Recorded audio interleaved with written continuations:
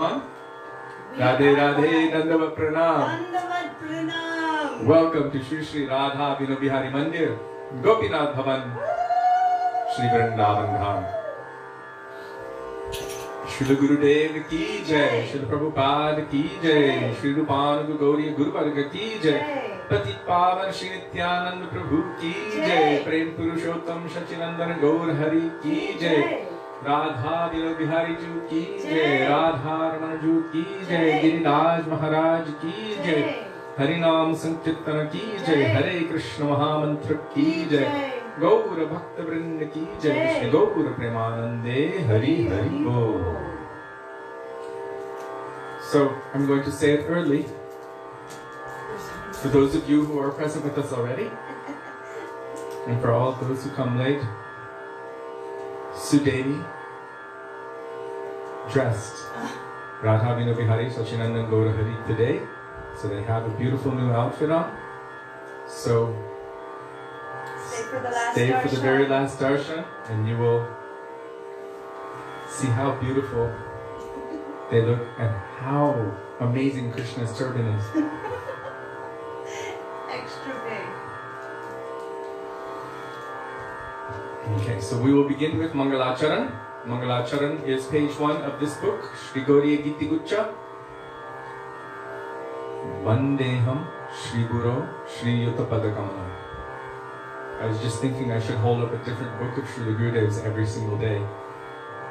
That would be nice. You know, like this book and that book. Oh, this is a different one. Sri Ramanand Samvad and so many different books are there. So Vandeham Shri Guru Shri Yuttapada Kamalam Shri Guru Vaisnavamshta. Who's there?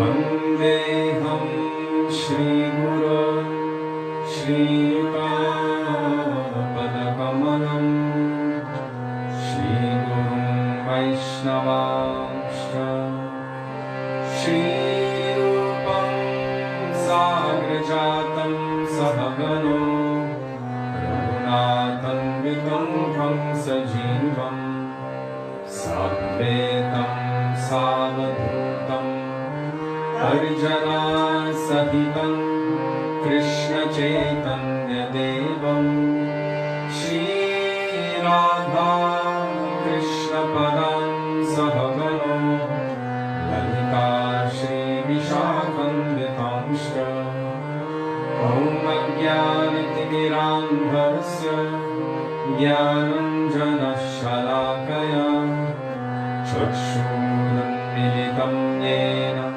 Tasmai Shri Gurave Namaha Namo Vishnupadaya Radhikaya Priyatmane Shri Srimad Bhaktivedanta Narayaniti Namine Shri Krishna Lila Patane Sudaksham Audalya Madhurya Gurasya Yuktam Marinyam Purusham Mahantam Narayanam Tam Shirasam Namami Trigandinam Bhakta Shiromanim Cha Shri Krishna Pada Jivadaika Vrinde Chaitanya Leela Amrita Sarasaram Narayanam Tam Satatam Prapadye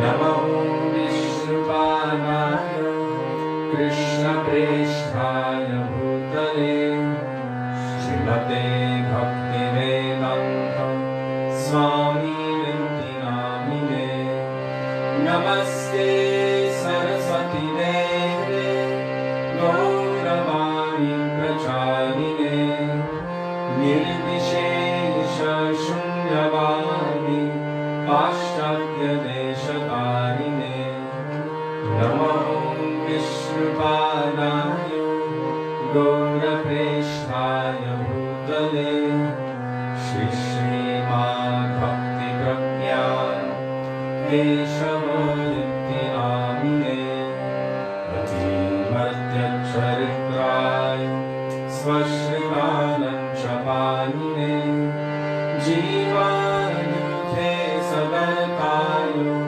Shri Rama Premaganine Namaho Vishnupadaya Krishna Presthaya Bhutale Srimate Bhakti Siddhanta Saraswati Namine Shri Varshabharami Devi Daikaya Kripabhaye Krishna Sambandha Vijnana Daine Prabhave Namaha Madhurya Jvala Premadhya Shri Rupanuga Bhaktida Shri Gaura Karuna Shakti Vigrahaya Namostute Namaste Gauravani Shri Murtaye Niraparine Rupanuga Vinbhava Siddhanta Dvantaharine Namo Gaura Kishoraya Sakshat Vairagyamurtaye Vipralambhara Sambodhe Padam Bhujayate Namaha Namo Bhakti Vinodaya Satchidanandanamine Gaura Shakti Swarupaya Rupanugambharayate Gaura Virbhava Bhume Swam Nirjeshta Sajanapriya Vaishnava Sarvabhauma Shri Jaganathaya Te Namaha Vanchakalpatarubhyascha Kripa Sindhubhya eva cha Patitanam Pavanebhyo Vaishnavebhyo Namo Namaha Namo Mahabalanyaya Krishna Prema Pradayate Krishnaya Krishna Chaitanya Namne Gauratvise Namaha Hey Krishna Karuna Sindho Dinabandho Jagatpate Gopesha Gopika Kanta Radha Kanta Namostute Tapta Kanchana Gaurangi Radhe Vrindavaneshwari Vrishabhanusute Devi Pranamami Haripriye Jayatam Surato Pango Mama Mandam Matergati Vatsarvasvapadam Bojo Radha Madana Mohano Divyat Vrindaranya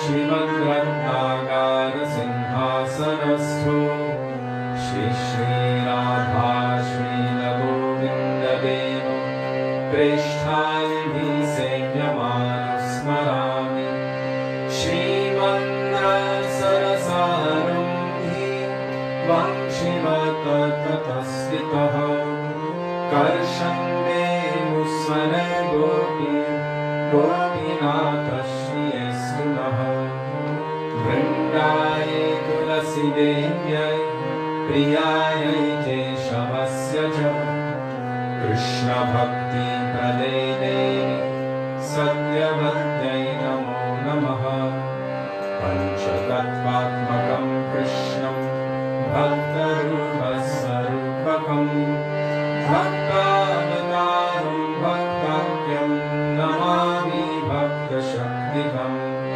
Jai Shri Krishna Chaitanya Prabhu Nityananda Shri Advaita Gadadhar Srivasadi Gaura Bhakta Vrinda Cheto Darpanamarjanam Bhava Mahanavagni Nirvana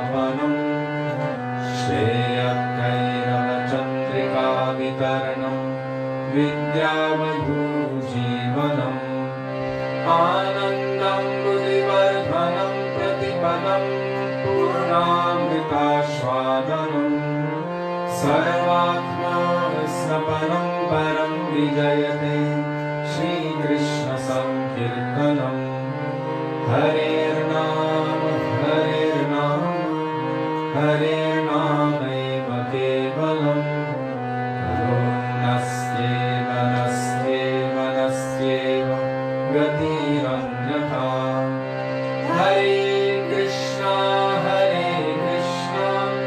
Krishna Krishna Hare Hare Hare Rama Rama Rama Hare Hare. Dandavat Pranam. Dandavat Pranam.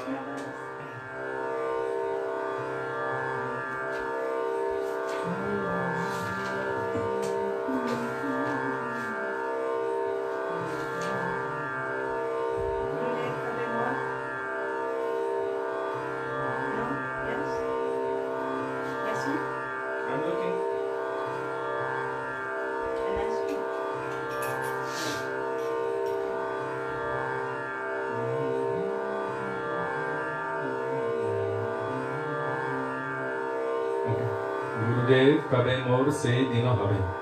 Page 34, and it starts with Gurudev, K-A-B-E-M-O-R-A, kabe mor se dina habe.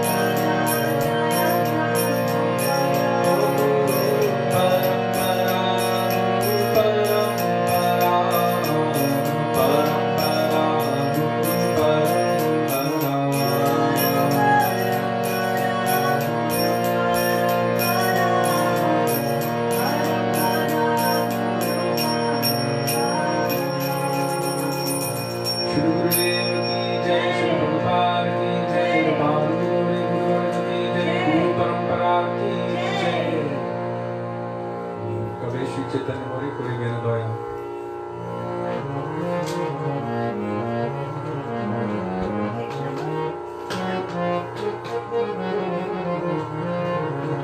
Page 75 starts Kabe, K-A-B-E, Shri Chaitanya More.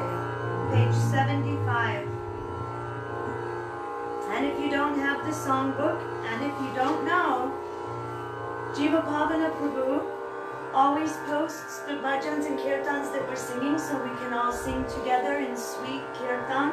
So if you look for Jiva Pavana Prabhu in the last or first comment depending on your computer, just keep scrolling and you will see that he's posting the lyrics.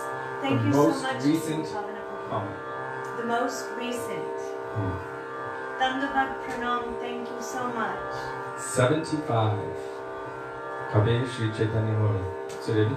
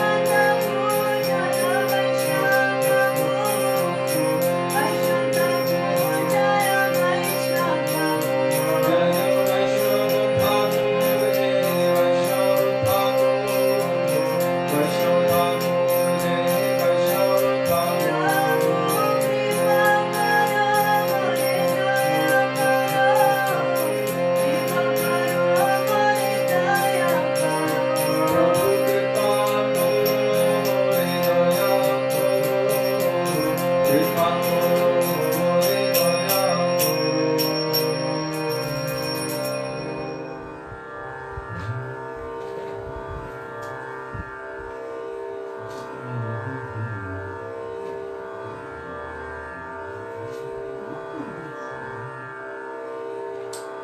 Just enjoy such an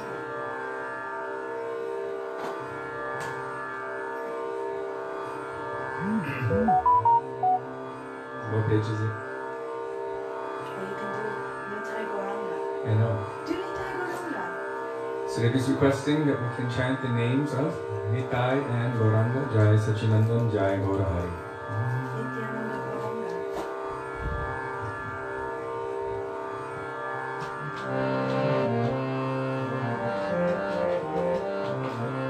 Jai Ho.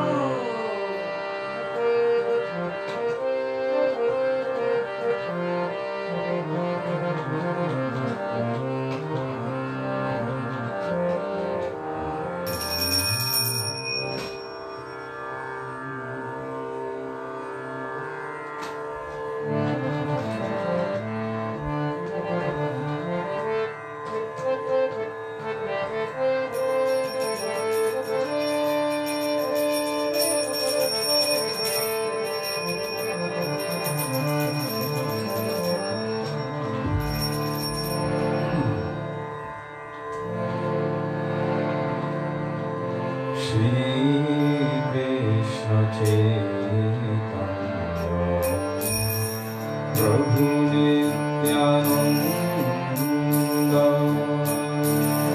Shri Krishna Chaitanya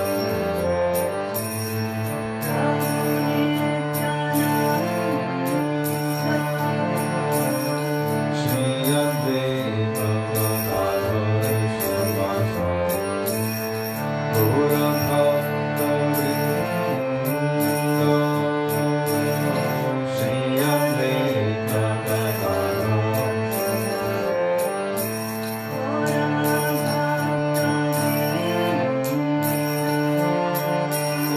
Shri Krishna Chaitanya Prabhu Nityananda Shri Krishna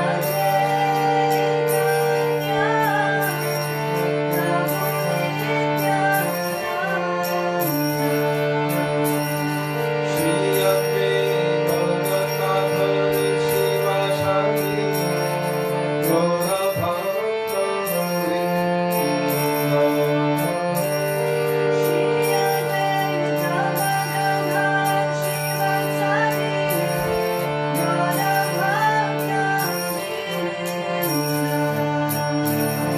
Jai Sachinanda Jai Gaurahari Jai Sachinanda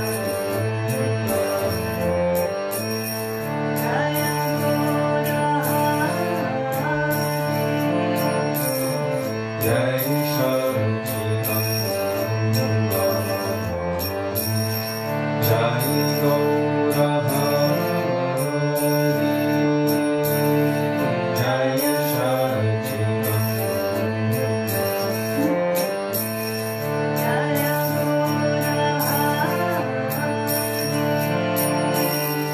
Jai Sachinanda Jai Gaurahari Jai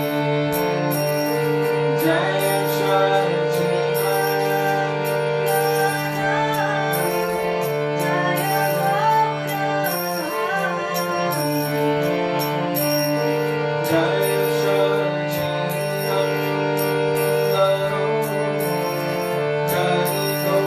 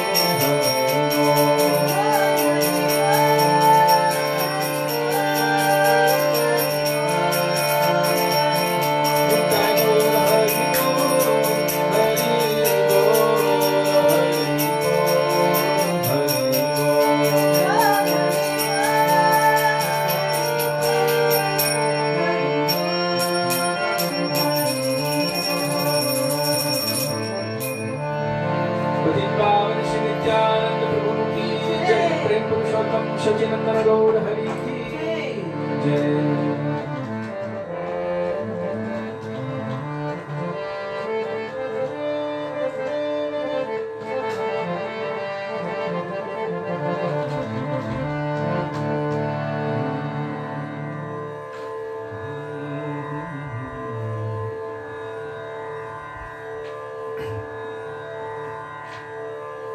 Read from Srila Bhaktivedanta Swami Prabhupada that chanting the names of Nitai Gauranga, this is capable of awakening prema.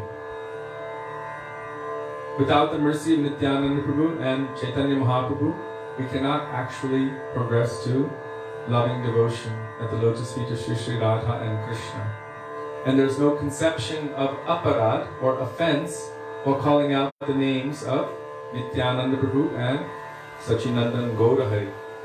So by calling out those names, the path is cleared by which we can actually properly call out for the mercy of Radha and Krishna.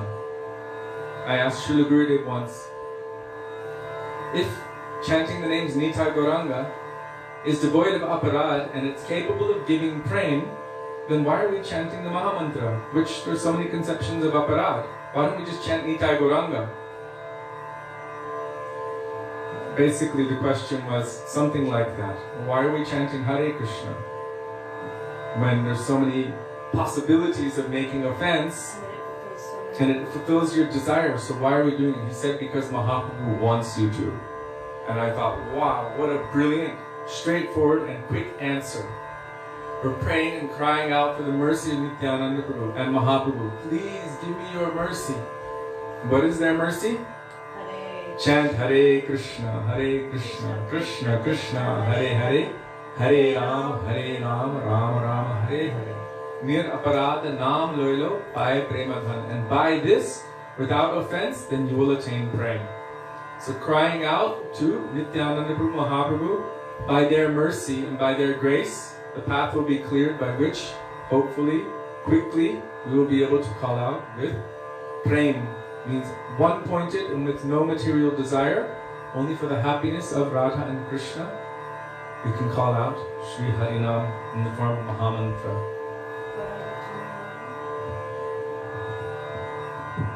Sudevi is requiring Gauranga Tumi More. Am I requiring or requesting? I meant to say requesting, but requiring is fine as well. What page is it? Page 78. And it starts Gauranga Tumi, Gauranga Tumi. 78.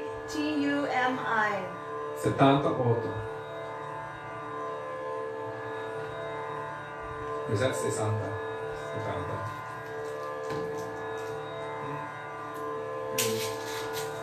Damayanti Didi, Dandavat Pranam. Dandavat Pranam. I just wanted to tell you that last night we all said some prayers for your father. So, just so you know, we were all thinking and offering our Hare Krishna and Harinam for his benefit.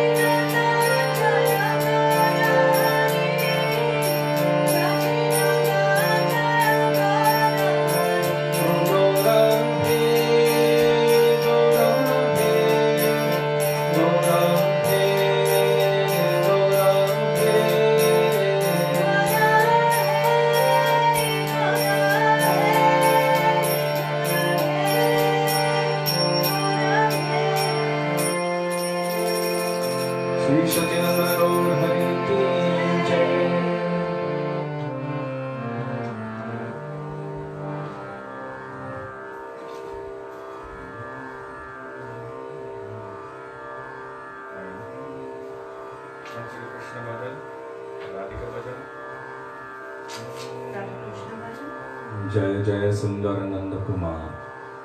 You want to lead it? No, my voice is finished.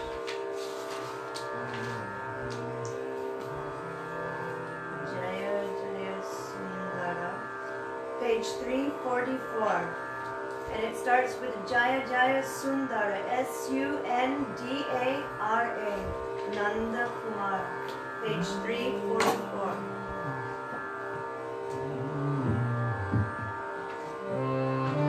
Again, if you don't have the book, just scroll down to the latest comment and you'll find Jiva Bhavana Prabhu is posting the bhajans and kirtans so we can all chant together.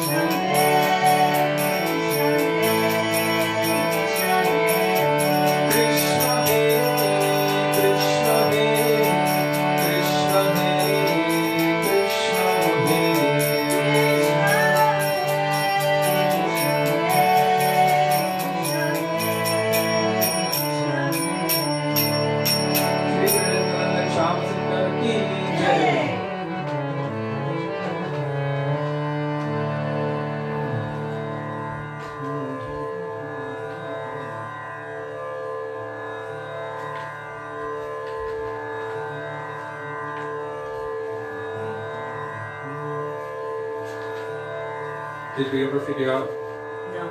how to get Vande Shri Vishabham Sitapada?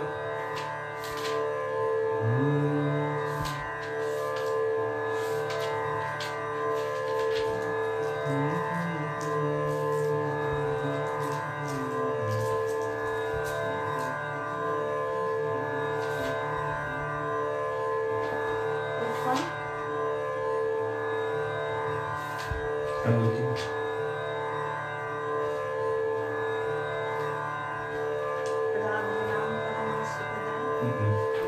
Radha Bhajane Jadi. Okay. And Radhika Charana Padma. Okay then. Kalayati Nayana. Okay. She agreed. Or we can do a Hindi one, like Choti Si Kishori. Kalayati Nayana. It is. Page 342, and it starts Kalayati. Kalayati Nayanam. Page 342.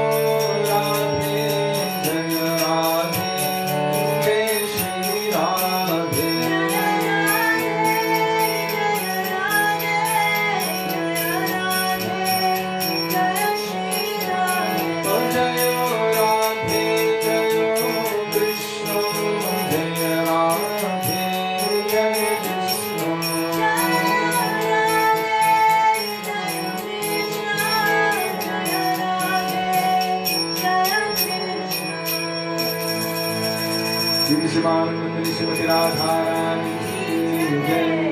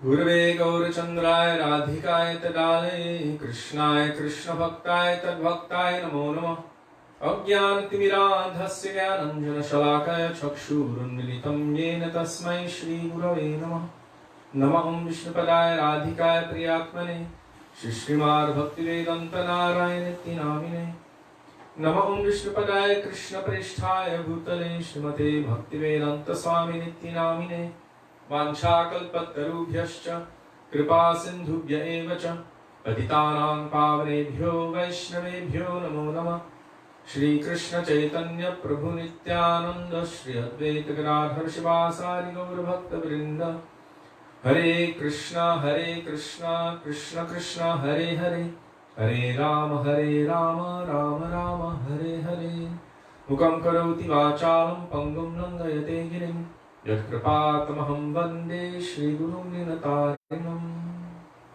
First of all, I offer my Dandavat Pranam thousands of times into the dust of the lotus feet of our beloved Gurudev, Nitya Lila Pravishta Om Vishnupad, astottara Shri Srimad Srila Bhaktivedanta Narayan Goswami Maharaja.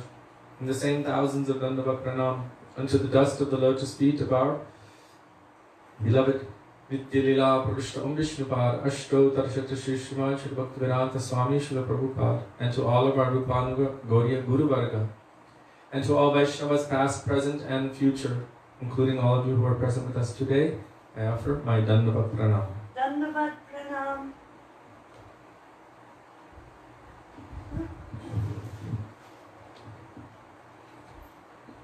So today, we will continue going beyond Vaikuntha.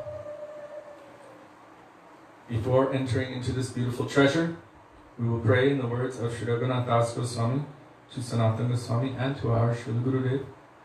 Vairagya Juga Bhakti Rasam Prayatnair Apayanam Mam Anubhikshamandam Kripam Vidirya Paraduk Dukhi Sanatanastvam Prabhum Ashrayama. Begging in the dust of their lotus feet that may even a particle of their moods, which are present within these pages, manifest within our hearts.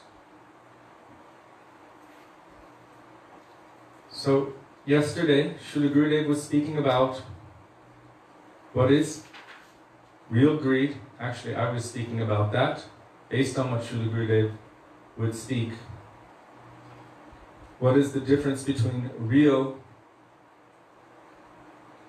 transcendental desire and utsahamai, which is, mai means like an illusion, and utsaha means enthusiasm. So, illusory enthusiasm or false enthusiasm. And a lot of times, on the path of bhakti, we feel that this is really enthusiastic, but then we give it up and we go back to our material thing. So I received some questions today regarding this subject, because it seems to be that, well, it's either all bhakti or it's all maya, so is everything that I've done just useless? And it could produce or create a feeling within one that might be a bit disappointing, making someone feel a little bit despondent, like, oh my God, all of what I have done. And I know this subject has been dealt with many, many times before.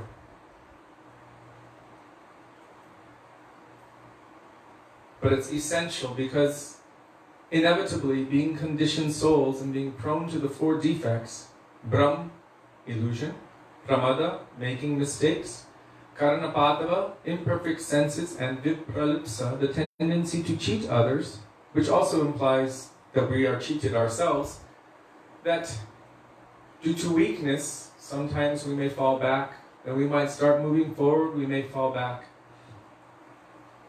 From an absolute perspective, there's a few things that we should take into consideration that should give us endless hope. Like our Gurudev said, don't be hopeless, never be hopeless. How many times did he say, don't be hopeless? The main thing is that the nature of our Atma, the intrinsic, inherent nature of our Atma, of our soul, is that it is an eternal servant of Krishna. Jiver Surupahoy Krishner Nitya Das. Krishner Tatashta Shakti Bheda Ved Prakash. And the soul itself is energy of Krishna, which is meant exclusively for him. So all of this stuff that we're doing in the material world, in the material energy, is actually a product of Maya or illusion, which means it's not really our eternal or real nature. And therefore, although it might seem to be forever, which it has been until now, Nitya Baddha, it is not really Sanatan. It is not eternal because it is changeable. Sanatan means that thing which always exists, which always has, and which always will. And that is the inherent intrinsic nature of the soul, the inherent intrinsic nature of the soul's relationship with Krishna, and the expression of that relationship. Those are called Sanatan. And all of the other stuff, earth, water, fire, air, ether, means the gross material energy, mind, intelligence, and false ego, the subtle material energy. All of that has a beginning and an end. It manifests and unmanifests, and therefore it is considered, according to Srimad Bhagavatam, to be unreal. So Srimad Bhagavatam seeks to establish the truth or reality distinguished from illusion for the welfare of all. And so even if we feel like, oh my God, I'm hopeless, we must understand that that hopelessness is a function of the idea that I am this body or I am this ego. And therefore, because of that, we develop all kinds of misgivings. Bhayam dvitiya viniveshatasya isharapeyasya viparyayo smriti tanmayayato buddha abhajitvam bhaktyekayesham Gurudeva tatma. Fear, which is one of the main functions of this material world, even that hopelessness is a product of that fear. Oh my God, I can't, what's the point? It arises due to misidentification with the body. Dvitiya means an abhinivesh, means these dualities, an abhinivesh, means all of these things which are not really essentially true. Everything which is not actually related to the nature of our soul. How can we overcome this? Bhaktyaye kayesham Gurudeva tatma.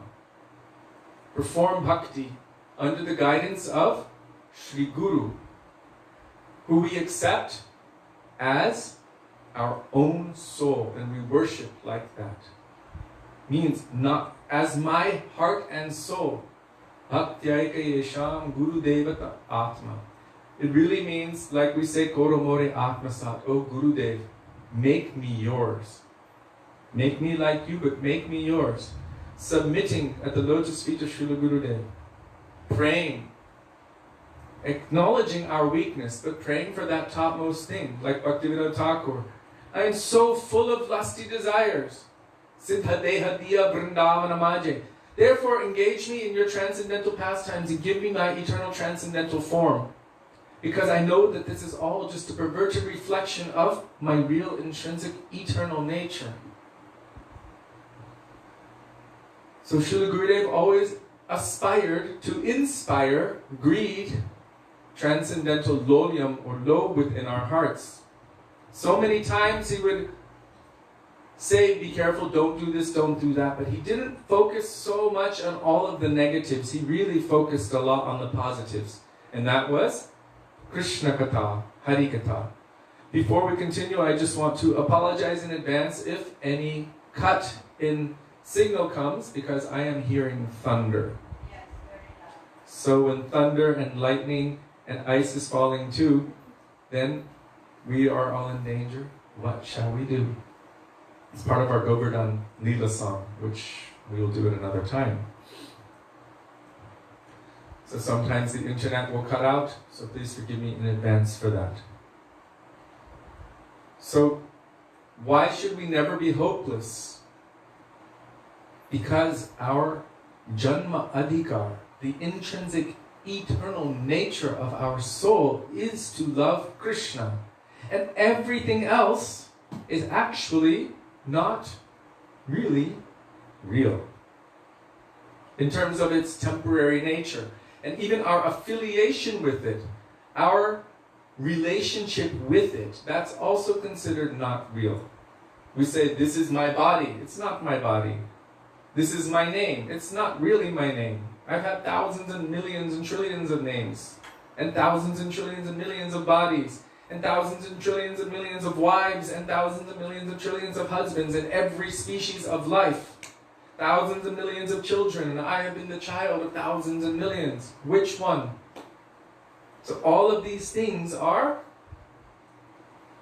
artificial imposition on the spiritual mind. Srila Prabhupada in his address on the Hare Krishna Mahamantra, if you can post that, Jiva Pavana Prabhu, I'd really appreciate it.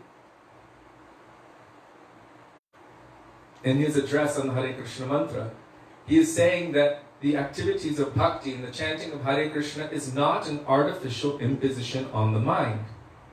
Why? Because he's coming from the transcendental platform, seeing the real nature of the soul. The soul also has its eternal transcendental ego, which is different than the false ego. That's why the false ego is called the false ego. It's not real. It's not to do with the nature of the soul. The false ego says, I am this body, this mind, this name, these are my things, this is my house, these are my family members, these attachments are mine. I and mine. That is false ego. The real ego is simply this, Gopi Bhartu Padakamalyor Dasa Das Anudas.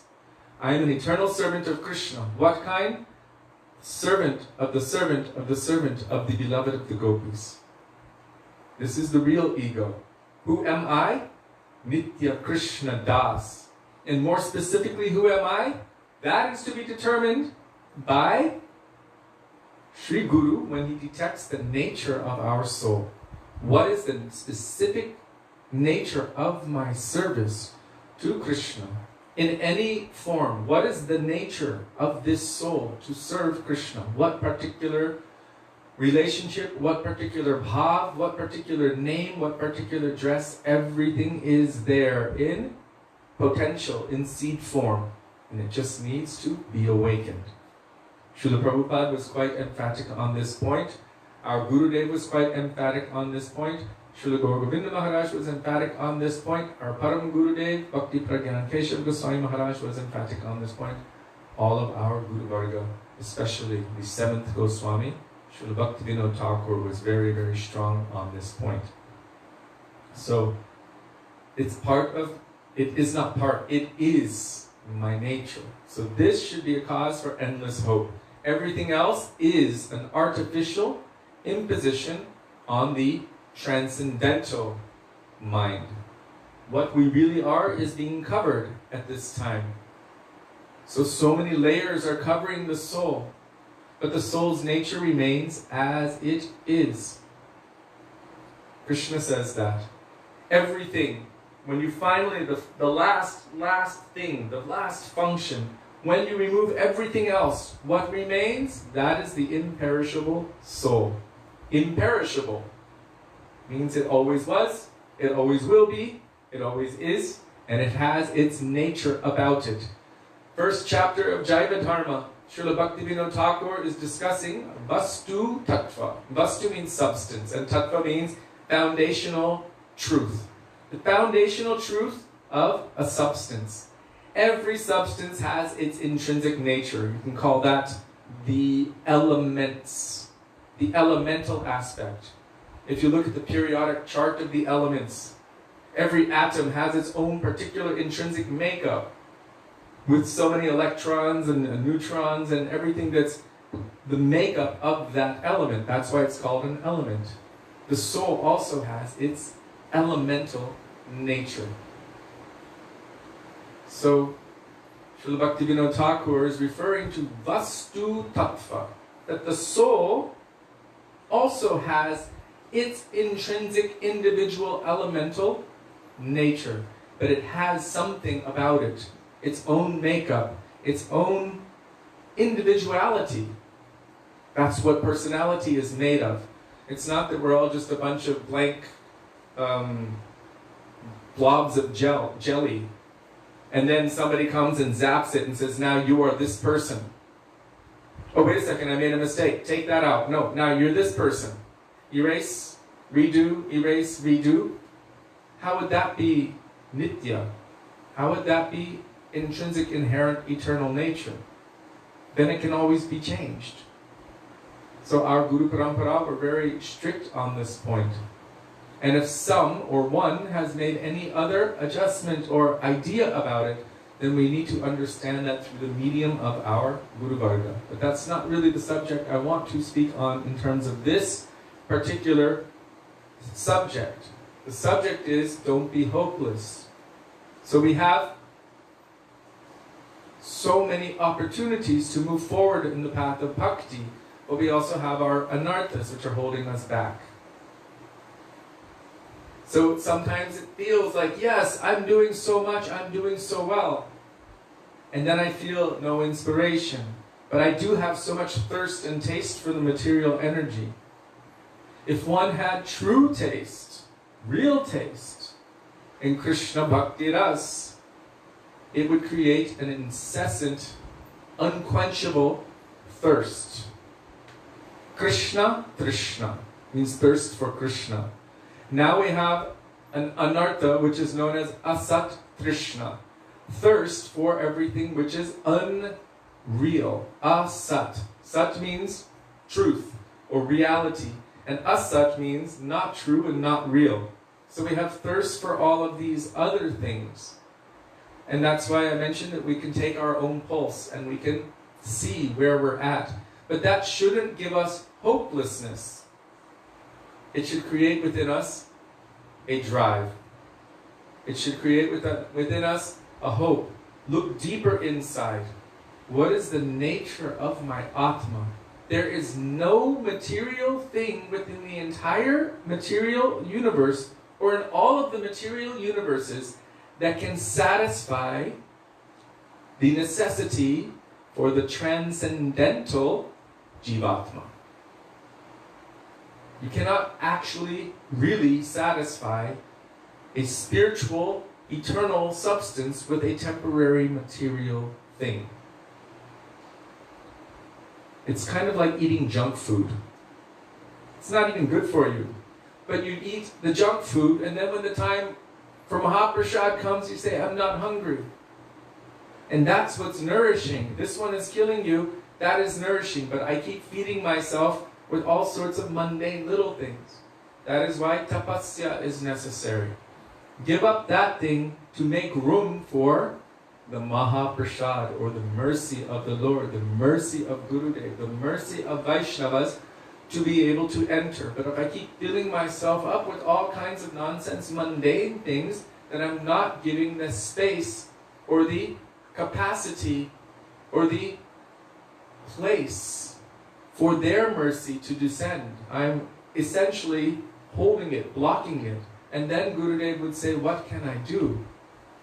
So instead of blaming the process, or blaming Krishna, or blaming Gurudev, or blaming Vaishnavas, we can blame our own lack of sincerity. We can blame our own lack of sincerity. That I'm saying outside with my lips, I want this bhakti, but inside I'm saying no. This just reminded me of one interaction with Srila Gurudev Maharaj and one devotee. I believe his name was Puranjan. And Srila Gurudev Maharaj was questioning him because there's a whole section in Srimad Bhagavatam about Puranjan.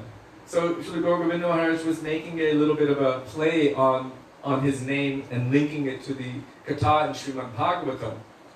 So he was like, Puranjan, whose body is this? Is it your body or Krishna's body? And Puranjan was like, Krishna's body. And he's like, whose body is it? Yours or Krishna's? And he said, Krishna's body. And Srila Gurudev Maharaj began to laugh. And he's like, Outside he is saying Krishna's body, but inside he's thinking, this is my body, this is my place of enjoyment. And then he began laughing. And then he stopped short and he said, don't pretend. Don't pretend. Outside saying, this is Krishna's, but thinking inside, this is all for me and my enjoyment and my pleasure. He said, if you're pretending, then you will not hear the call of Mahaprabhu. If you're pretending. If someone is pretending to sleep, it's very difficult to wake them up. For pretenders. But someone who is maybe full of material desires and full of all kinds of anarthas, but they're honest. This is my situation. Look at how Srila Bhaktivedanta Thakur prays in so many of these bhajans. Look at my condition. Help me. He's not pretending. And he's praying for that highest thing. What Srila Vishwanath Chakravarti Thakur is praying for. What is he praying for? A particular kind of buddhi yogam, the transcendental intelligence, the transcendental knowledge of my particular specific relationship with Krishna. Not everything. Not anything else. Radha Dasyam. Specifically. That I can be absorbed in those moods. But still, don't pretend that I'm there. If we pretend that I am there, then how are we going to have this drive to want to progress? Oh, I've already attained perfection. I know Krishna. Even Baladev Prabhu, even Ananta Shesh doesn't think I know Krishna. He thinks, since time without beginning, I've been trying to glorify him, and even I cannot scratch the surface of his glories. And we think, I know Krishna. If we pretend that we've already attained so much, then how will we develop the humility which is necessary to receive the mercy to actually be able to attain so much?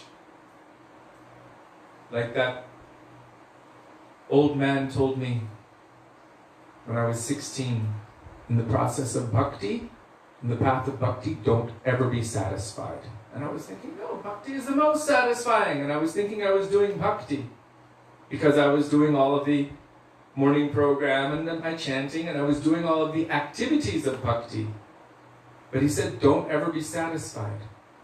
And I was looking at him like he was crazy, and he said, you don't understand. He said, if you are satisfied, it means you're not making progress. If you feel I've attained it, then where's the drive to want to attain it? Therefore, the drive to want to attain it is the root cause of it manifesting. That is known as lolyam. Tatra lolyam api mulyam. The root cause of the manifestation of Krishna Bhakti Ras is the intense, greedy desire to have it. But because of this function of humility, which is also necessary, which is also synonymous with bhakti, humility is synonymous with bhakti, then who has the most bhakti for Krishna? Who has the most love for him? Has the most humility. Therefore, who has the most humility? The first person to give the answer, besides Sudevi, she's so excited, Srimati Radhika, because she has the most love, and the most love is synonymous with the most bhakti. Is synonymous with the most humility. Srimati Radhika also possesses the most humility. And in the bhav of Srimati Radhika, Sri Chaitanya Mahaprabhu spoke about this humility. Trinarapi sunichena tarorapi sahishnuna amanina manadena kirtaniya sadahari. This is the words of Sri Chaitanya Mahaprabhu, speaking about the humility which is necessary to receive and serve Sri Harinam Prabhu. Kirtaniya Sada Hari. To always take shelter of and worship, serve Sri Harinam Prabhu. This humility is necessary. So both greed and humility. So one of the symptoms of this intense greed is humility.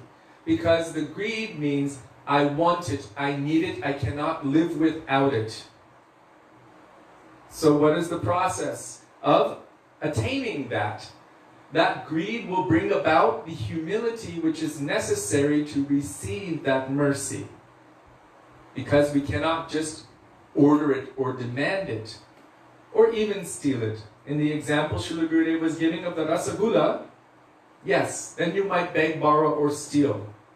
But when you apply the elemental principles of bhakti, or the scientific aspect of bhakti, this rasagula becomes humility with intense, burning, unending greed, which Rupa Goswami so beautifully put in the words, Utsaha Nishchaya Dharyat. The third verse of Sri Upadeshamrita, or Nectar of Instruction. What is the thing which drives us, which impels us, which moves us forward? Enthusiasm must be there, but also extreme, strong determination, unbreaking determination, and also dharyat, which means patience. That Bhaktisiddhanta Saraswati Prabhupada says, Krishna is not a laborer in our garden that we can snap our fingers at any moment and he should come running. But rather we should understand that we are the servant of Krishna, and we should continue our seva and sadhana in such a way that Krishna will want to come and give his mercy to us. But we should understand that he is not my order carrier or servant, but that we are his. So really, we're a worker or laborer in his garden, and not the other way around. And the more we develop that mood, that understanding, then we will understand, yes, my eternal function is to be a servant in the Nikunja of Radha and Krishna. I'm a servant in their garden. It's not the other way around, that he should be running to me. I snap my fingers at Krishna like, no. He's not my order carrier, supplier. I shouldn't see him like that. But I should develop that humility and that greed also. When that desire is so strong, it manifests in every way. Tears will come from your eyes. You will hold on to the lotus feet of Guru and beg for their mercy. Oh Vaishnavas, please give me your mercy. That's a symptom of real greed, because how do you get it? You can't steal it. But if they see that you're sincere, then they will give it to you. So real greed will manifest in that form, in the form of the deepest humility, which is so attractive to those persons that they will give you shelter and give you that nourishment, which is known as bhakti rasa. So don't be hopeless. Never be hopeless. We just need to follow the process as explained by our Gurudev and our Guru Varga, as explained by Shastra, that scientific process. And from that, we will see that we will be able to make forward progress in receiving the mercy which is coming to us.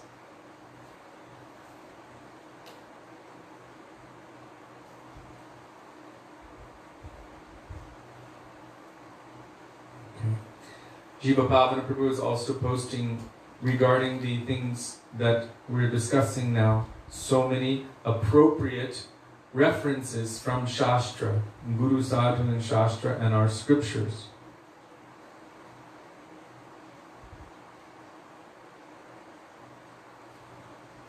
So please read them also. And we received a question from Shyam Prabhu, Dandavat Pranam. If you feel it's suitable to address in this class, I have a question. It's related to what we were just discussing.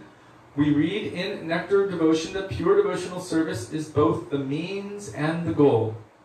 Since we currently have anarthas, how can we actually engage in pure bhakti? In other words, if we are not a pure bhakta, how can we engage in pure bhakti? So this also relates to the other question that I received. Yes?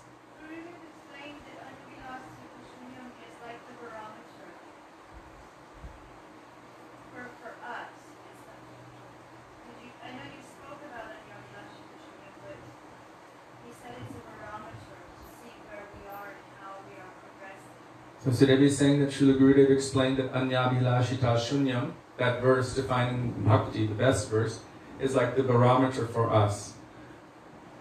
What I wanted to mention in terms of this particular question, by following, by being under guidance, what little thing that we have that's growing, it begins even before anarthas are removed. Ado shraddha, tata sadhu sangha, tab bhajana kriya, tato narta nivriti syat. So the activities of bhajan begin before anartha nivritti. And anartha nivritti is something which is not fully finished until a very high stage. Still, there might be some slight anarthas. Something is still there. So, prema bhakti jaha hoite, our Gurudev would explain this quite often, based on this prayer from Srila Narottam Das Thakur. We start with Shri Guru Charana Padma. But in there it says, prema bhakti jaha hoite, avidya vinasha jate. That by the mercy which descends in the form of prema bhakti, starting with the first particle known as shraddha, by this, as it is being nourished in the association of Guru and Vaishnavas, and as we are making endeavor on the path of bhakti, following that process, then gradually as a natural effect of the growth of prema bhakti, starting with shraddha, nishti, ruchi, ashakti, bhav, etc. From that, then avidya vinasha jate, that all ignorance, all anarthas, all unfavorable things gradually are eradicated from the heart. The same thing with the verse Srila Gurudev was speaking about, vikrididam rajavadu viridam cha vishnu. It's not that we can just remove everything, but we need to place something positive in there by which the negative is removed. So look at the material world, everything which seems real but is not really real, especially our affiliation with it, as a glass that you hold water in. So see the glass with the air inside as the material energy, and see the water as the nectar of Krishna Bhakti Rasa. How do you get the air out of the glass? You fill that glass with something else, which displaces it. So gradually, as that glass is filling up with Bhakti Rasa, the nectar of Krishna Bhakti, then all of that air, means all of our mundane logics, mundane attachments, all anarthas and everything, is being eradicated naturally and automatically as a side effect or byproduct of adding the positive. So by hearing the transcendental subject matters of the mood of the separation of the gopis for Krishna at the time of Rasa Lila, from the right person with the right mood, this is the cure for the disease of lust in the heart. All of these errors are lust in the heart. All of that is the transcendental love of the gopis for Krishna. So our glass is being filled with that, and by that our material lust will be removed by the mercy of Gurudev, by the mercy of Vaishnavas. So it's not that one is not happening while the other might still be there. Bhakti can be manifesting even though anarthas are there. It has to be. According to this definition, it's not that suddenly you are exclusively transcendental Shuddha Bhakta in one moment. It is very rare that it happens like that. So the anarthas are gradually eradicating as one is growing in bhakti. Now that seems to be contradictory to what I spoke yesterday, so now I must endeavor to reconcile. One is the reality of the situation, and one is the way that we must understand it or see it. If we are chasing after material or mundane things, then if we're looking at it from that perspective, then we're not really going after Krishna Bhakti. But if we're following the process of bhakti as Guru and Vaishnavas and Shastra have given to us, then gradually as bhakti is increasing, our desire for all of those things will be decreasing. This is told in Srimad Bhagavatam. The proof of increasing bhakti is the decreasing of desires for material things of this world. Vasudeve Bhagavati Bhakti Yoga Prayojita Janayatyashu Vairagyam Jnanam Chayat Ahaitukam. So by the process of bhakti yoga, natural, transcendental knowledge. Knowledge of what? Bhakti ras. Knowledge of my relationship with Krishna. Knowledge of all transcendental things will manifest in the heart. And by that, gradually and naturally, spontaneously, automatically, as a byproduct and incidental side effect, vairagyam. Detachment from material things will be manifesting. So if we find that our thirst for the material energy is increasing more and more, then we should understand that there's some flaw in our practice. Why is it that after so many years of being a devotee, I'm developing more and more enthusiasm for everything not Krishna? Asat Krishna. Thirst for material things. I want to enjoy more in this material world. We should also understand that this is a result of different kinds of aparads. Vaishnava aparad, maybe Dham aparad, Nam aparad, Guru aparad, and any other aparad. But these are also anarthas. These things. And so many aparads from so many thousands of lifetimes that we don't even know that we made. We can still be suffering now from Vaishnava aparad that we made 1,000,000 lifetimes ago, and we don't even realize it. What is it that's holding me back? That's why we go to places like Sudevi and the place of Devananda Pandit, Aparad Bhanjan Pits, a place where you can go and say, I don't know what I've done. I don't even realize it. But I must be suffering the results of aparad. Please help me, please forgive me. And we can pray to Gurudeva and Vaishnavas like this too. What has happened to me? Why do I still have so much anger, bitterness in my heart? Why can I not control that? I become so easily offended, and I offend so easily. Why does lust still manifest in my heart? Why can I not control my eyes and my heart when objects which I think are for my pleasure manifest in front of me? Why is it that my tongue cannot be controlled? Why can I not control my urge to speak nonsense and to discuss nonsense activities and discuss the faults of others and all kinds of mundane subjects?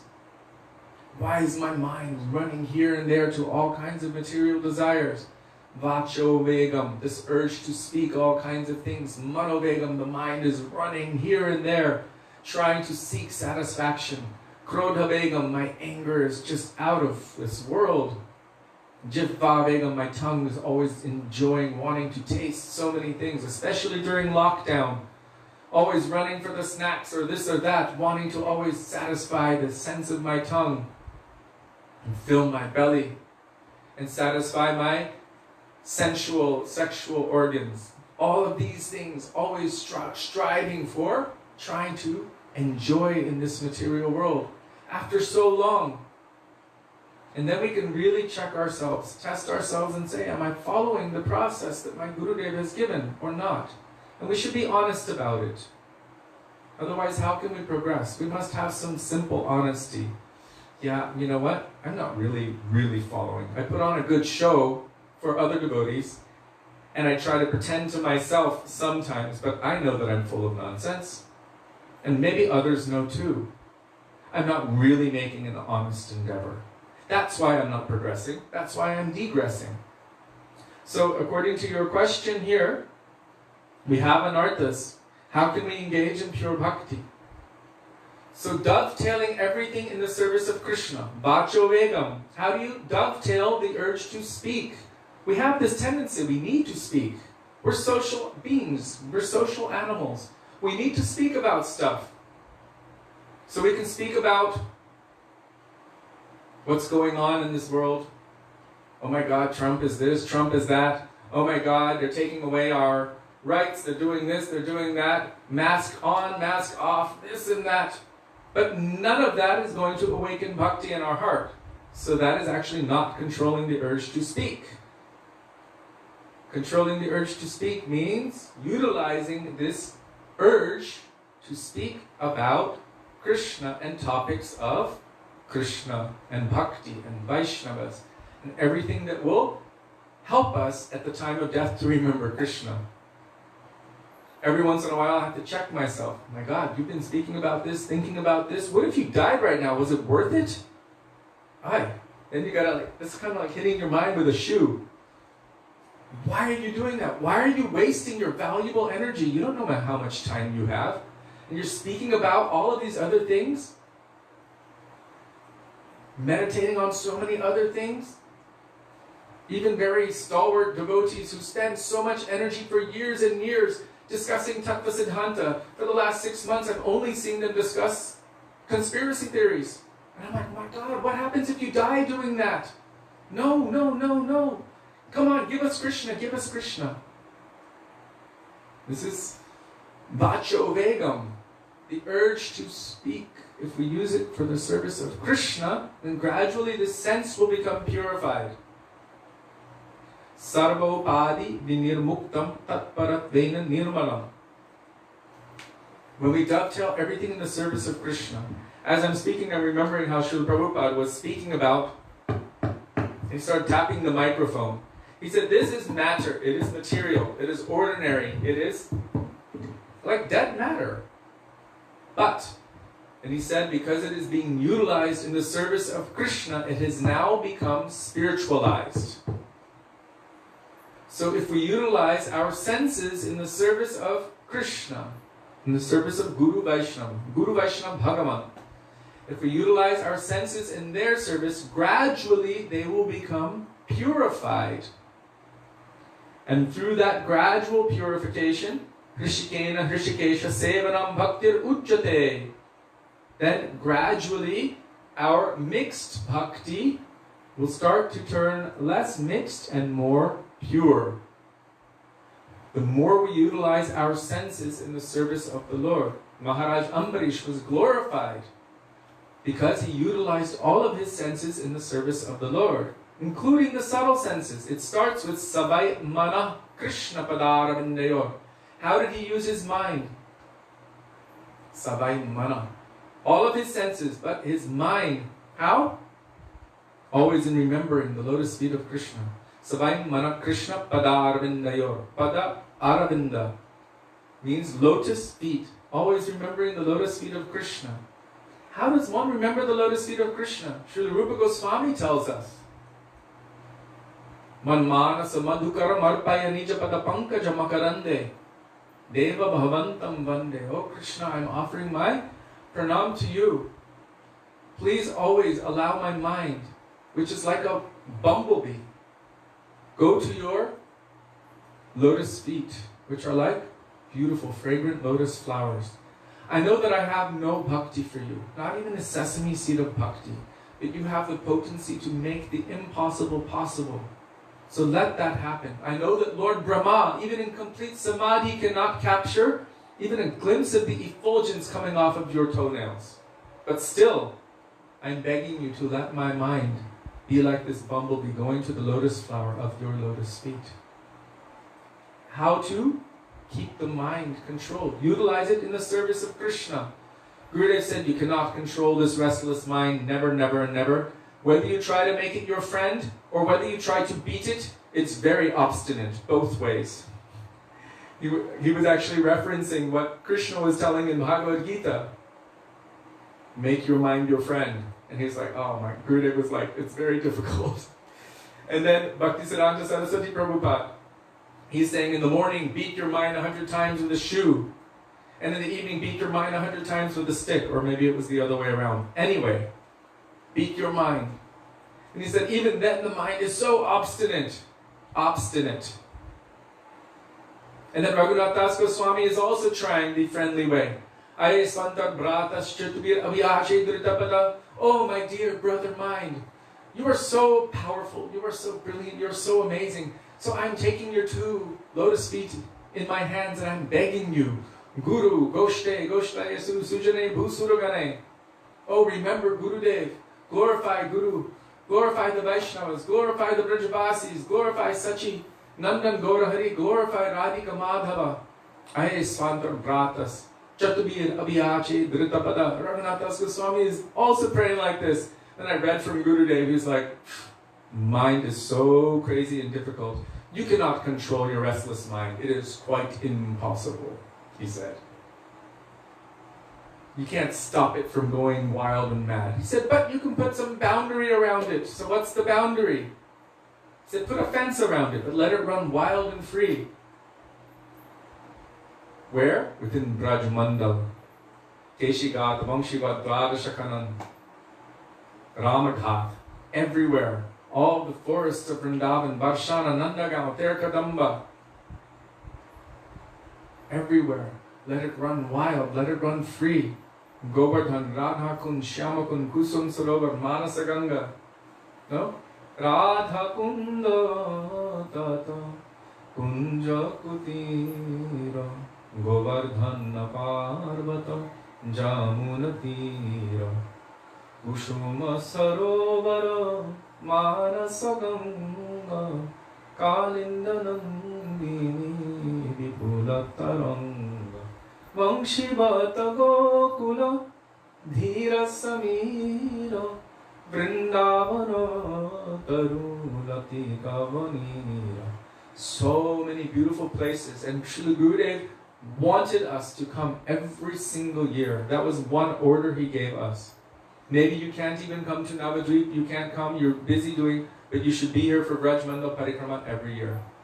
1 month out of every year, we must be here. Why? He would take us to all of those places, put our heads in the dust, and inject us with the Hari Katha of those places. Why?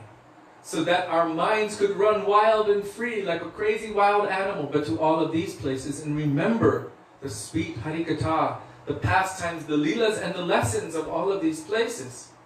Filling us up with Krishna so that our glass would be so full there wouldn't be any more time for those stupid nonsense hot air that crowds the space of the mind and the brain and the intelligence. That our ego should become saturated with Krishna Bhakti Rasa. Then we could actually make proper progress. So this is a process, a gradual process. By the process or following Gurudev, Vaishnavas, and the process of bhakti, then gradually the senses become purified or transcendentalized. I think there's another verse related to this. Atah Shri Krishna Namadi Nabhavet Graham Indriyai Sevam Mukehi Javado Swayam Eva Spuratyada. So this is also spiritualizing the senses, and we also say it in the Prasadam prayer. I'm not going to say the whole thing because you might all get hungry, but how do you purify the sense of the tongue? Of all of the senses, the tongue is the most voracious and uncontrollable. It is lobhamoy, always lusty, and sudurmati, the supremely wicked, the most wicked. No backbone. From that, vacho comes manasa and krodha. And from this, jihva comes udara upashta. You cannot control all of those if you cannot control the tongue. The tongue is the root of the other ones. So from vacho, from speech, the mind cannot be controlled and anger cannot be controlled. And from the tongue, always wanting to taste, then you cannot control your belly. It is said that it comes in a line. So from uncontrolled tongue, then comes uncontrolled lusty desires. So this is the root cause of these things. Lobha moy tar madhye jiva ati. Jihva means senses. Among all of the senses, the tongue, jihva ati, is certainly lobhamoy, the most greedy, means the most voracious. And sudurmati, sudurmati means very far. Dur means far, mati means like very far from everything which is good and favorable. So this needs to be purified. How is it purified? By giving it prasadam, by giving it topics of Krishna to discuss, by glorifying Hari, Guru and Vaishnava. Guru Vaishnava Bhagavan Tiner Smaran Hoy Sarva Vidya Vinashan. Not only remembering, but actually speaking, and by chanting the holy names, using this tongue. How much nectar is in those two syllables? Krishna. we require millions of tongues. Utilize the tongue for glorifying Krishna, utilize the tongue for serving Mahaprasadam, and gradually this will be purified. And from that root, then everything else will gradually be purified. So I hope I was able to satisfy you with that question.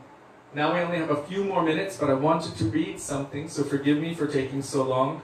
We're on page 95. We're actually more than halfway through the book. So, I heard that lockdown will, this whole thing may continue through next year, so maybe as long as we're allowed, by the mercy of Srimati Radhika, to remain in Vrindavan physically, we will continue this, and even if we travel outside, I will do my best to continue. So, Srila Gurudev is speaking. Let us say someone has become greedy for a rasagula, and he has no money. Then by grabbing it, stealing it, or by any means, he will get it. Our greed for bhakti must be like that. Means how much desire, intense desire must we have for that. That is called lobha. It's like our tongue, how the tongue is so always wanting to taste things. But we should utilize that same kind of intensity, but toward the desire for bhakti. We should pray to Bhagavan that he will be merciful and give us this greed. So the purport here is that the Buddhi Yoga we really want is the mercy of Yogamaya. This Yogamaya Shakti of Bhagavan is Durvitarkya, inconceivable and beyond argument or debate. Beyond argument or debate. So I'm just going to read here. I'm not going to argue or debate. So Gurudev is going to give an example of the kind of argument or debate which comes up. Others have received it, so I should certainly receive it. Why was it given to them anyway? Bilvamangal's conduct was very bad, so why did he get it? And on the contrary, my consciousness is pure. I have never stolen or told a lie. Why shouldn't I get bhakti? So we're showing here this mood that the Gurudev is saying, that we're giving a qualification. That we're thinking that Bilvamangal, well, he's not qualified for bhakti, but I am. And Gurudev would give an example in this connection. You know, the Brahmin and the prostitute. We've heard of this story again and again and again and again. So they were living on opposite sides of the river. Some say the same side. Anyhow, there was a Brahmin, and he always thought, I am so great, I'm so wonderful, I was born in such a prestigious situation, I have the greatest fortune. And he was always doing his pujas and this and that and everything else. And there was one prostitute. Due to providence, she could not give up that job. That's how she maintained herself. But she always felt very lowly about herself. I am forced into this situation due to my karma and due to providence. But that Brahmin, look at him. He's always serving the Lord. He's always chanting the names of the Lord, doing so much puja and doing so many good things. If only I could receive the mercy of that Brahmin. If only one day I could be like him, then I would be so fortunate. So despite what she was doing externally with her body, her mind and heart was always glorifying the good qualities of that personality and aspiring to have those good qualities. All of those things that she saw were devotion to the Lord. So she was only praying for that. And what was he doing? As he's chanting his mantras, as he's doing his yagyas, as he was doing all of his activities, external activities in bhakti, he was only thinking, oh, that low prostitute. Oh, she's doing so many nasty things, horrible things, always entertaining men, doing this and that and other things, and meditating on all of her. What? Sorry. Meditating on all of her faults and her bad qualities. So what was the result? It so happened that it was the time of death for both of them. At the time of death, the Yamadutas came for him, and the Vishnudutas came for her. And she was like, I think you got the wrong person. I'm a very sinful person. I've done so many sinful things in my life. The person you're seeking for is there. He's such a great devotee. I think you're looking for him. I should be going to hell. And the Yamadutas came for him. And he was like, what? No, you got the wrong person. She's over there. The Yamadutas means the messengers of death, the messengers of Yamaraj, who will take you to hell. Vishnudutas will take you to Vaikuntha. So he was like, no, she's over there. She's the lusty one. She's the simple one. She's doing all this. You got the wrong person. Can't you see I've been doing all of these good sadhanas and everything in my life? And they explained to him, the Yamadutas, no, you were doing all of this external stuff, but only meditating on her simple activities. And therefore you made a bridge to her, and all of those conceptions came into you. At the time of death, you were only meditating on all of her lustful and sinful activities, and therefore you are getting the result. And the Vishnudutas told her, yes, you may have been doing all of these things externally, but your mind and heart was only seeing the good qualities, the pure things, and aspiring for that. Because your absorption was always in Krishna, in Vaishnavas, and in the process of bhakti, your heart has become completely pure. And so we are taking you to Vaikuntha. And Krishna says this in Bhagavad-gita. Yang yang vapi smaram bhavam tyajantyante kalevaram tam tamevaiti kunteya sadat tad bhava bhavitaha.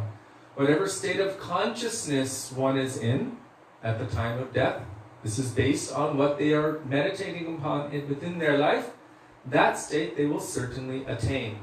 Yang yang vapi smaram bhavam. Smaram means remembrance, and bhava means the mood or the consciousness. They will attain that state for sure and for certain. So Srila Gurudev would tell us this, that we should be careful not to build this kind of bridge where all of our good activities will go to someone else and we will take on all of their bad activities. So here he's saying that we can tend to judge Yoga Maya. That wait a second, it's not fair. This one was so simple. How come you gave them bhakti? I was so good. I never drank, I never smoked, I never did anything. Why am I not getting it? I should be getting the bhakti and they should be getting the hellish situation. So Gurudev said, we should not think like this. When will we get it? How will we get it? It is durvitarkya, inconceivable.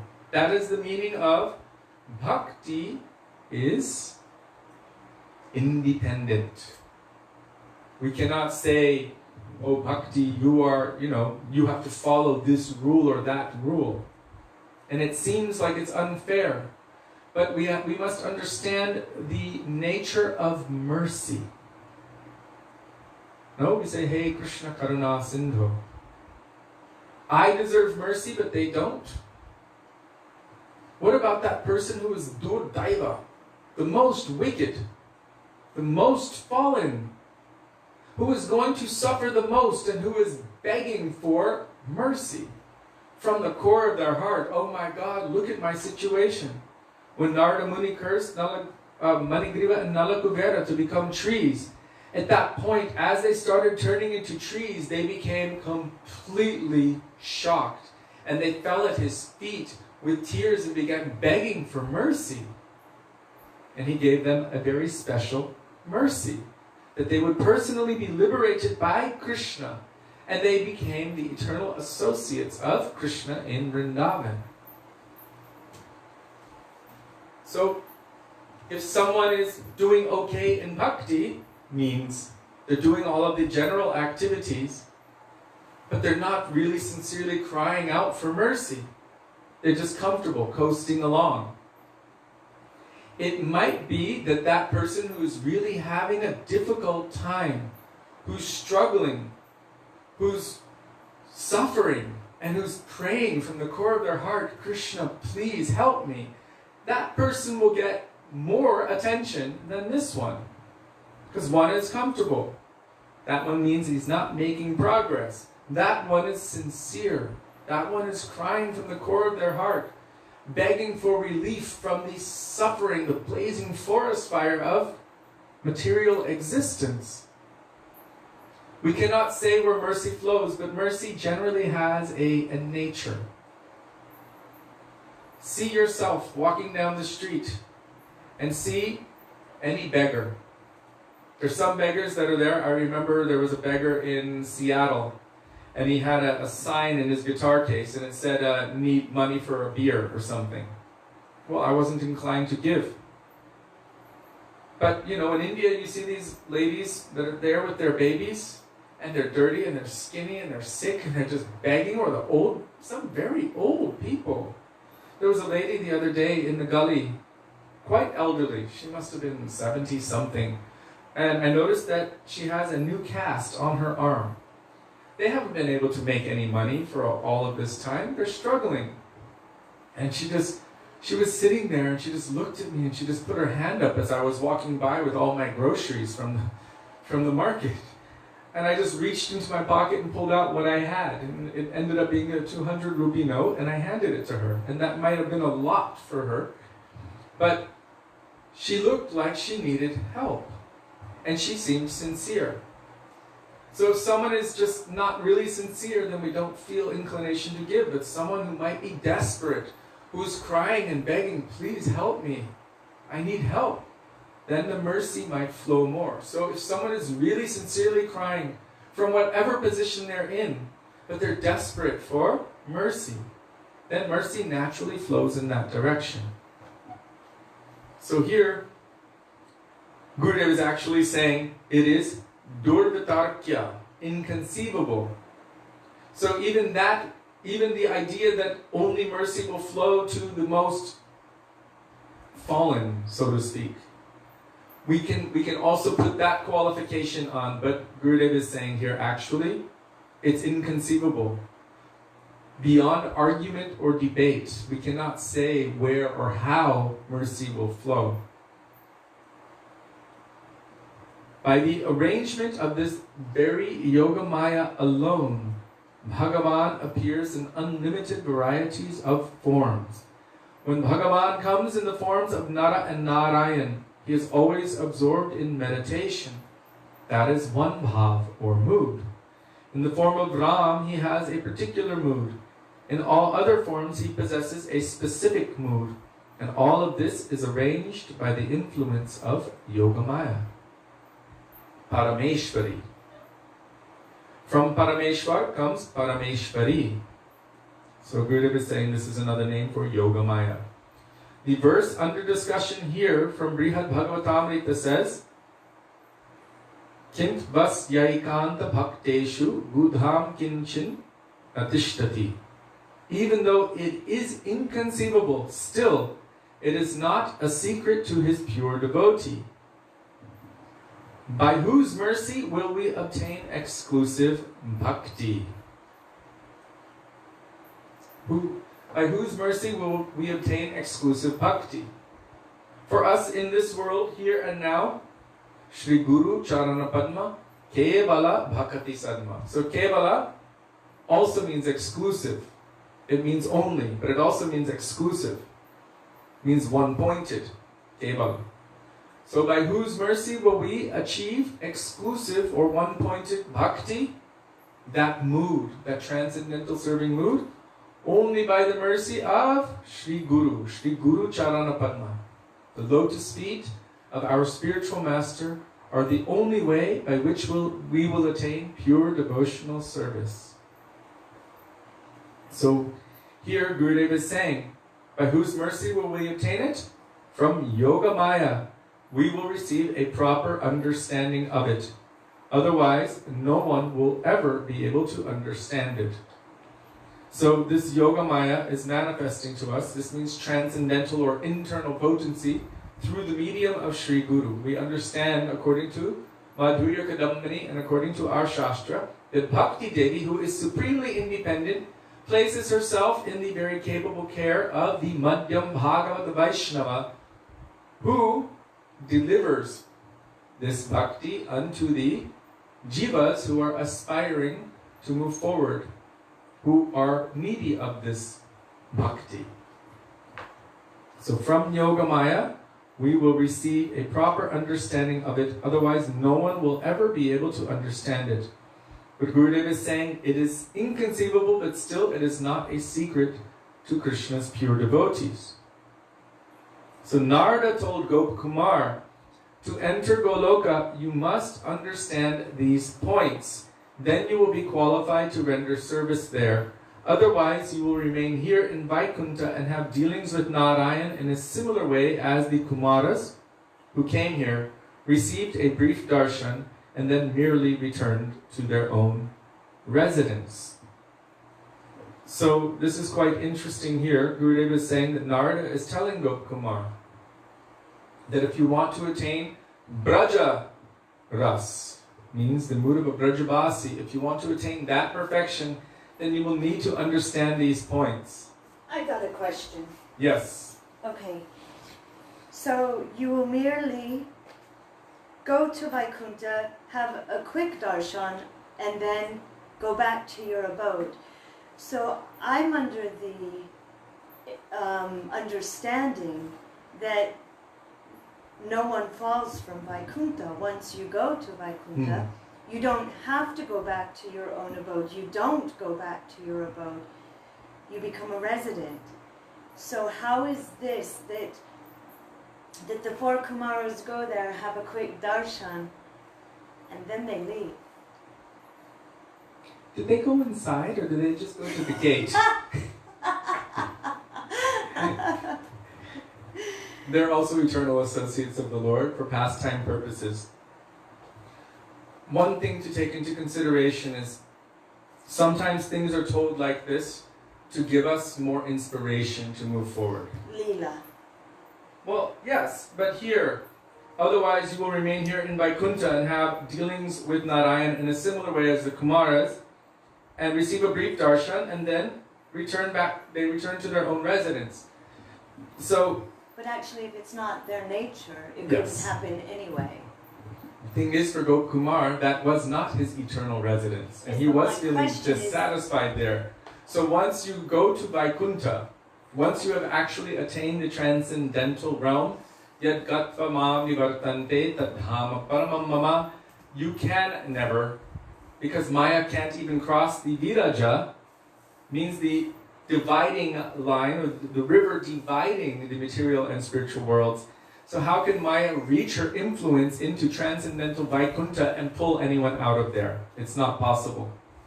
Only those who are, how do you say, on the one edge where Maya can touch, they can be attracted. But those who are in transcendental Vaikuntha, who are in Ayodhya, who are in Varka, who are in Mathura, who are in Vrindavan, who are in greater Vaikuntha, Maya cannot touch there. So they can never really fall down. Even those gate guards, Jai and Vijay, they did not fall down. Even the curse of the four Kumaras was inspired by Yogamaya, not the influence of Mahamaya, simply because the Lord desired to fight. Because he has this nature inside called Vir Ras. So because of that, then his internal potency, Yogamaya, created a situation by which the four Kumaras cursed the gate guards of Narayan and Vaikuntha. Those gate guards, by the influence of Yogamaya, took on the nature and the mood of the biggest demons that you could ever imagine to satisfy and please the Lord. And they actually engaged in demonic activities. So we should understand that everything actually, ultimately, takes place simply by the will of the Lord. And only then can we actually develop a true understanding that nothing moves without his sanction, everything is by his will, and one can actually develop that higher consciousness and say, you know what? Also myself, I have no other purpose than for his will. And surrender can come. But that's another story. So the question here, Gurudev is saying that the Kumaras merely return to their own residence. But what is their residence? Once they had darshan of Narayan, once they smelled the fragrance of the tulsi leaves which were offered to his feet, there was never any turning back. They didn't become Brahmagyanis again. They were always, within their hearts, absorbed in Vaikuntha Bhav. Just like Srila Prabhupada and Gurudev, when they would go all over the world, they were always in Vrindavan and carrying Vrindavan. Exactly. Nice. We thought they were on the airplane. We thought they went to some material city in this world, but rather they were carrying Vrindavan, and wherever they went, that place became Tirtha. Srila Gurudev ki jai, Srila Prabhupada ki jai, Rupananda Gauriya Guru Varga ki jai. Gaura Bhaktivedanta ki jai, Gaura Premanande, Hari Hari Bol.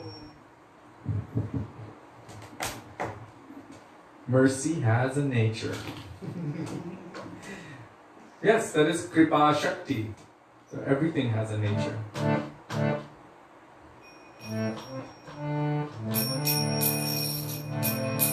Hare Krishna, Hare Krishna, Krishna Krishna, Hare Hare,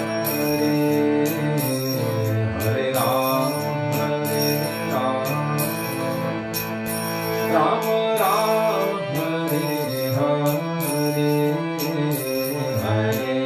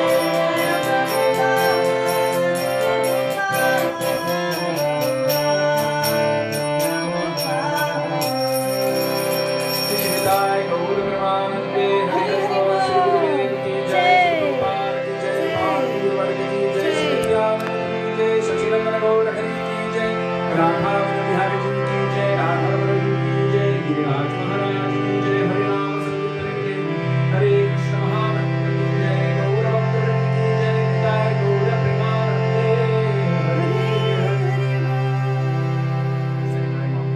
Huh? Hi, Mom. Govinda Damo Dharmadaveti Govinda Damo Dharmadaveti Govinda Damo Dharmadaveti Govinda Damo Dharmadaveti Bolo Radhe Radhe Radhe Jai Jai Jai Shri Radhe Radhe Radhe Radhe Jai Jai Jai Shri Radhe Radhe Radhe Radhe Jai Jai Jai Shri Radhe Shri Vrindavan Bihari Lal ki jai Jai Jai Shri Radhe Jai Jai Shri Radhe Jai Jai Shri Radhe Shyam Gaur Premanande Hari Hari Bol. So thank you very much for being with us today, for engaging us in remembering the beautiful teachings of our Gurudev and our Guru Varga, and for engaging us in our service that Srila Gurudev ordered us to do, giving us this opportunity even from our room. We are fully indebted to all of you for that. We look forward to being with you tomorrow. Dandavat Pranam. Dandavat Hare Pranam. Krishna. Radhe Radhe. Radhe Radhe Radha Vinu Bihari Ju ki Jai.